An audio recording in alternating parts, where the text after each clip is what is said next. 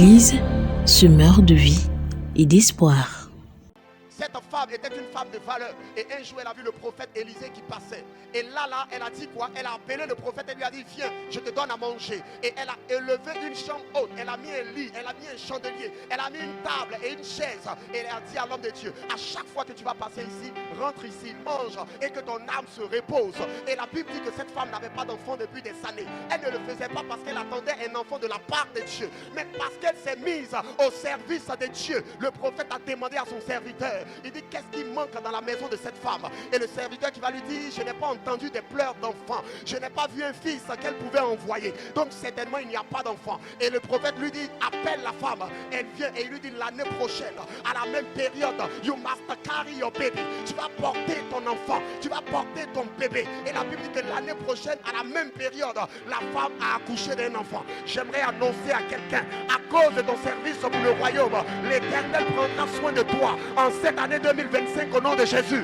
Et la femme, elle est restée servante de Dieu. Elle a continué de servir les intérêts de Dieu. Et elle a dit qu'un jour, pendant que l'enfant était avec son père dans le champ, l'enfant a eu mal à la tête. Alors le père demande à ce que ses serviteurs conduisent l'enfant auprès de sa mère.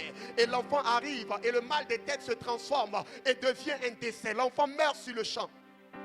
La servante de Dieu, elle n'envoie pas un messager pour aller dire ça au père de l'enfant, mais elle va vers le prophète de l'Éternel et elle lui dit, je n'avais pas demandé d'enfant lorsque je servais Dieu.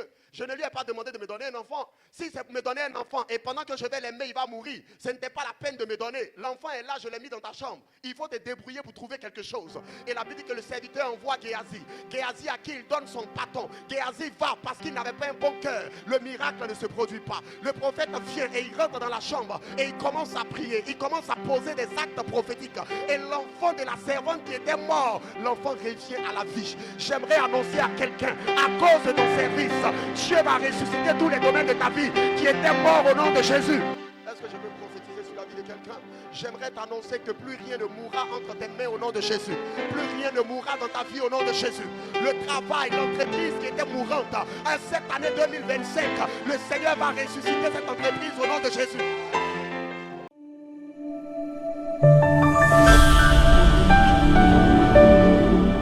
Église, semeur de vie et d'espoir.